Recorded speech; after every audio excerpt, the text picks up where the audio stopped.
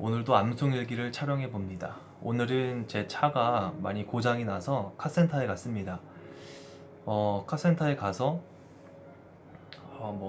이제 엔진 코일과 또 점화 플러그 그리고 핸들이 간극이 많이 벌어져서 그 핸들 수리와 또 이제 오일 엔진 오일을 교체를 했습니다. 근데 그게 오후에 갔는데 카센터 사장님께서 저에게 한 3, 4시간 정도 걸린다라고 해서 오후 7시에 출고가 된다고 그때까지 오면 된다라고 했습니다. 그래서 저는 한 3, 4시간 정도 이렇게 개인 일정을 가지면서 기다렸다가 7시에 갔어요. 정확히는 6시 45분에 도착을 해서 갔는데 아직도 제 차가 분해가 되어 있는 거예요. 그래서 7시까지 할 수 있을까? 라는 생각이 들었습니다. 그래서 일단 뭐 좀 기다려 보기로 했어요. 7시까지 된다라고 했으니까.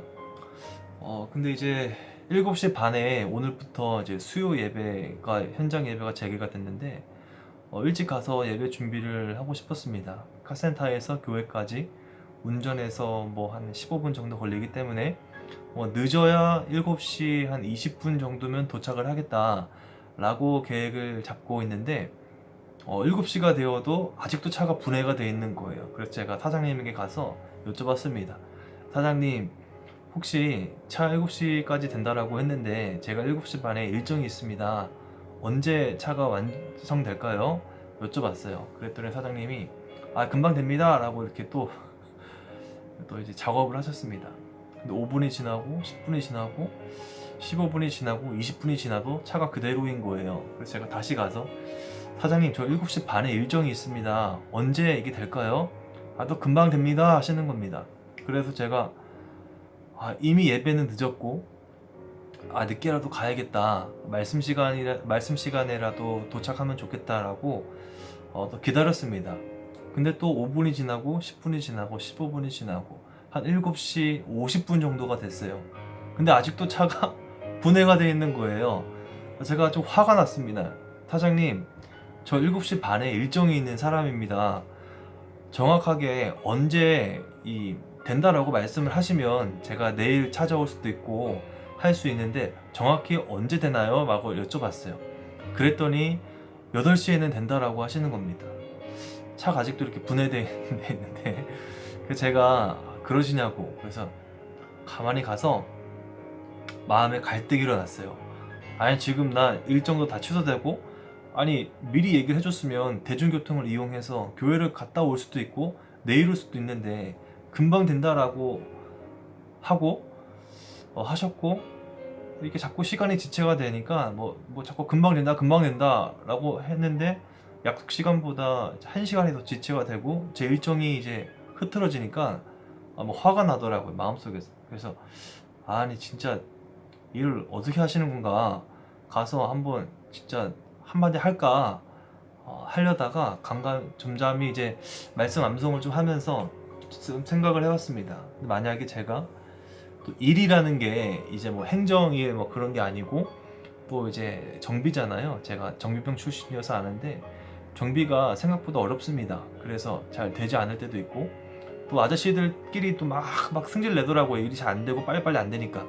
그래서 일단은 어찌 됐건 그 핸들링 작업은 하지 못하고 차를 다 조립을 하고 정비를 하고 이제 출고를 했습니다. 그래서 내일 다시 가야 되는데 오늘 느꼈던 생각은 제가 그 자리에서 충분히 화를 낼 수 있는 권리도 있었습니다. 제가 그냥 다 참는 사람도 아니고 이거는 약속된 시간 급한 게 아니고 거의 3, 4시간이 흐른 시간이기 때문에 근데 그럼에도 거기에서 제가 화를 내고 이 시간에 대한 보상을 어떻게 할 거냐 딴지를 걸고 넘어갈 수 있는 이 부분에 있어서 그렇게 해야 되나 말아야 되나 갈등의 순간이 왔습니다. 그때 말씀을 암송하면서 저에게 주셨던 하나님의 마음은 뭐 괜찮아 그럴 수도 있지라는 생각을 주셨습니다. 그래서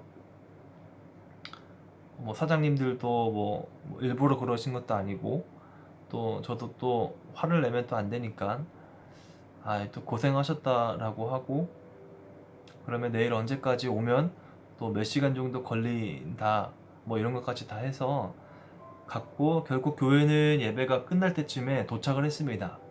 그래서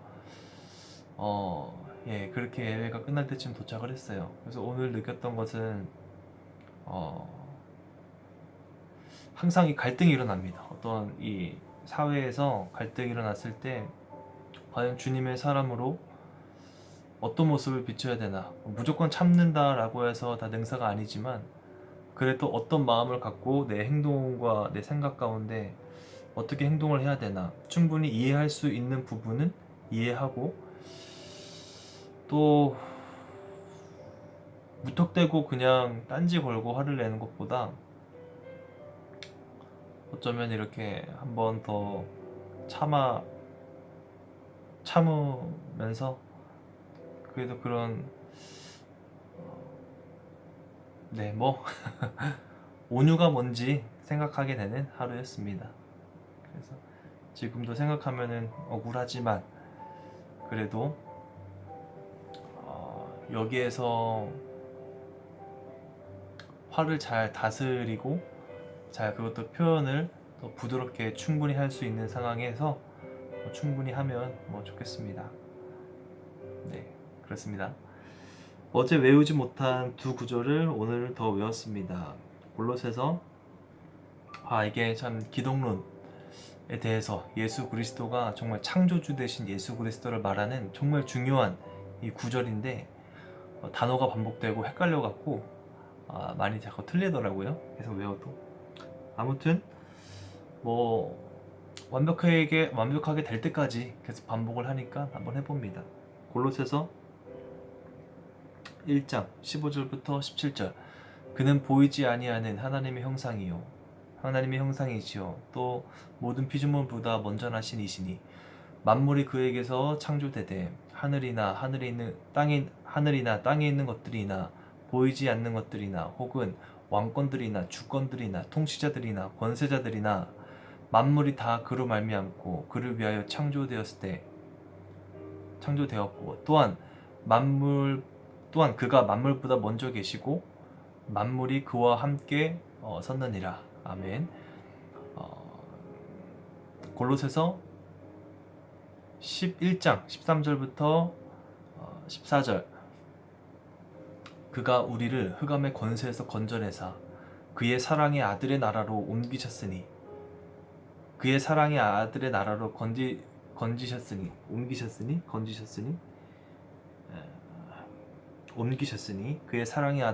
옮기셨으니 그 아들 안에서 우리가 속량 곧 죄사함을 얻었도다.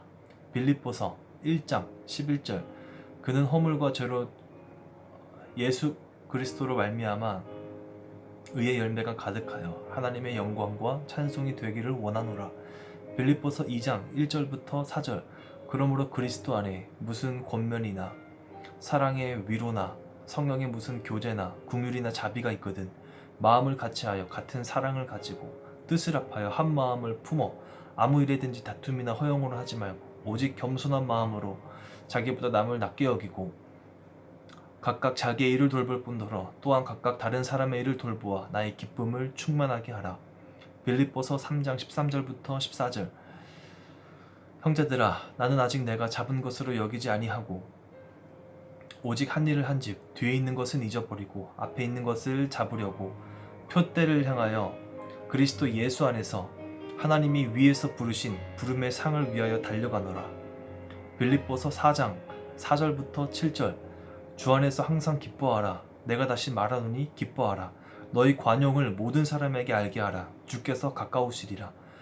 아무것도 염려하지 말고 다만 모든 일에 기도와 간구로 너희 구할 것을 감사함으로 하나님께 아뢰라.